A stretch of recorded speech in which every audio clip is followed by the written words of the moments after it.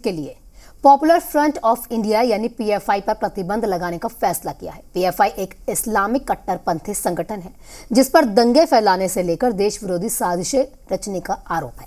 PFI के साथ साथ उसके 8 सहयोगी संगठनों पर भी केंद्रीय गृह मंत्रालय ने बैन लगाया है और इन प्रतिबंधों का मकसद ये है कि पीएफआई किसी और नाम से अपने एजेंडे को न चला सके।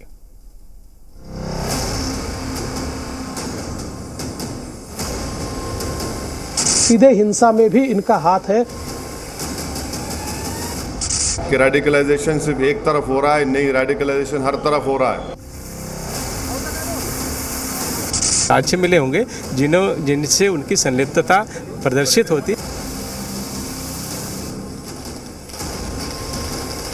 कोई भी नौजवान मुसलमान अपनी बात को रखेगा तो आप एक पैम्फलेट निकाल देंगे पीएफआई का।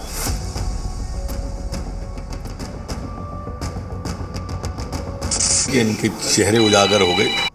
16 साल पहले आतंक का जो बीज हिंदुस्तान में बोया गया, 2022 तक जिसकी जड़ें 23 राज्यों तक फैल गईं, दंगों, प्रदर्शनों, मुस्लिम युवकों का ब्रेन वॉश करके और आतंकवादी संगठनों से साठगांठ के जरिए जिस संगठन ने भारत को 2047 तक इस्लामिक राष्ट्र बनाने का ख्वाब पाला, अब उसकी जड़ों को काट दिया गया है। पॉपुलर फ्रंट ऑफ इंडिया और उससे जुड़े संगठनों पर सरकार ने 5 साल का बैन लगा दिया है। इस खबर के बाद कहीं खुशी और कहीं गम नजर आया। पहले बात पीएफआई पर बैन के बाद देश भर में मनाई जा रही खुशियों की, क्योंकि ज्यादातर लोग सरकार के इस फैसले से बेहद खुश हैं। बैन उस संगठन पर लगा जिसके खिलाफ देश विरोधी गतिविधियों के पुख्ता सबूत मौजूद हैं, इसलिए जश्न मनाने वालों में धर्म और संप्रदाय का भी कोई बैरियर नजर नहीं आया। एक तरफ जश्न जारी है, दूसरी तरफ पीएफआई से जुड़ी निशानियां भी हटाई जा रही हैं।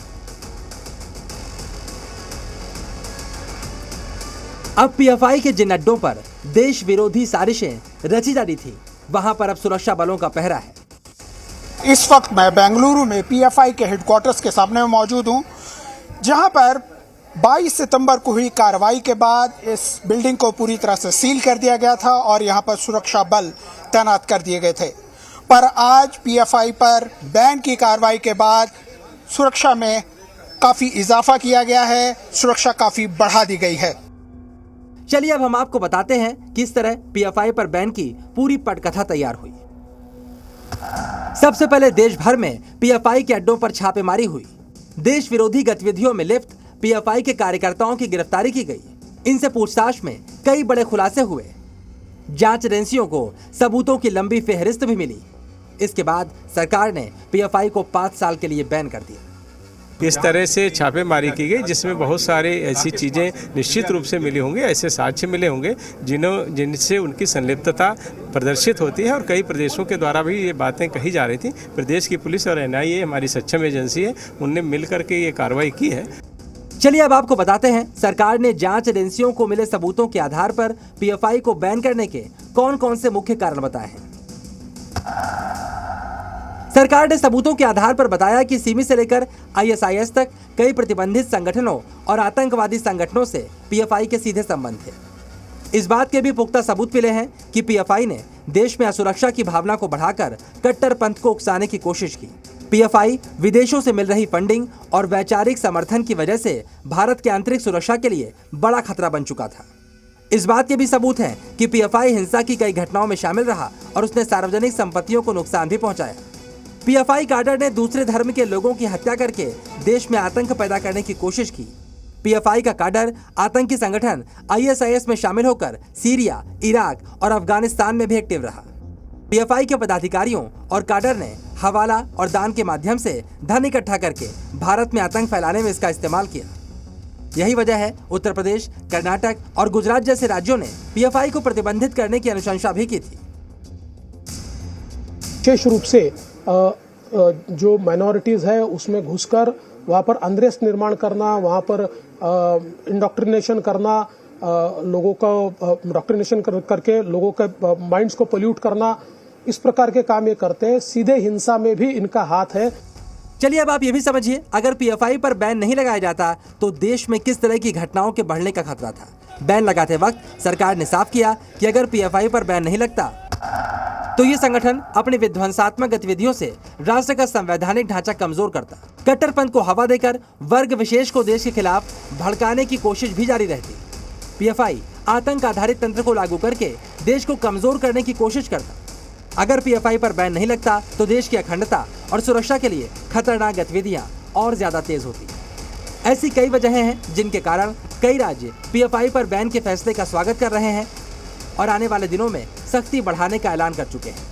पीएफआई के कई सदस्य आतंकी गतिविधियों में शामिल पाए गए थे। कुछ के आईएसआईएस और इंटरनेशनल जिहादी गुटों से संपर्क थे। कई ऐसे भी थे जो पीएफआई के सदस्य थे और बाद में जाकर के वो आईएसआईएस के आतंकी बन गए।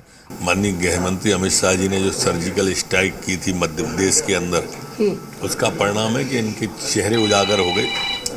इनके किस तरह से उनसे संबंध थे, आईएसआई से संबंध जो उजागर हुए, इनने किस तरह से देश के अंदर अपने नेटवर्क को अशांति फैलाने के लिए डेवलप किया, ये सब उजागर हो गया है। पीएफआई पर बैन लगने के बाद इस संस्था से जुड़े कार्यालयों पर एक्शन भी और तेज होगा, जिसका असर भी दिखाई देने लगा है।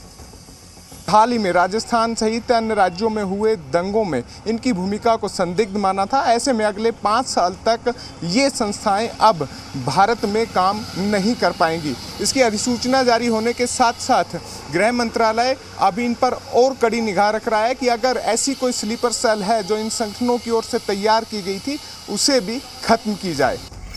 पीएफआई पर बैन के बाद देश भर में सुरक्षा व्यवस्था भी कड़ी कर दी गई है। सुरक्षा एजेंसियां उन इलाकों में सबसे ज्यादा सतर्क हैं जहां पर पीएफआई की जड़ें ज्यादा गहरी थी। दिल्ली के शाहीन बाग में भी सुरक्षा बढ़ा दी गई है।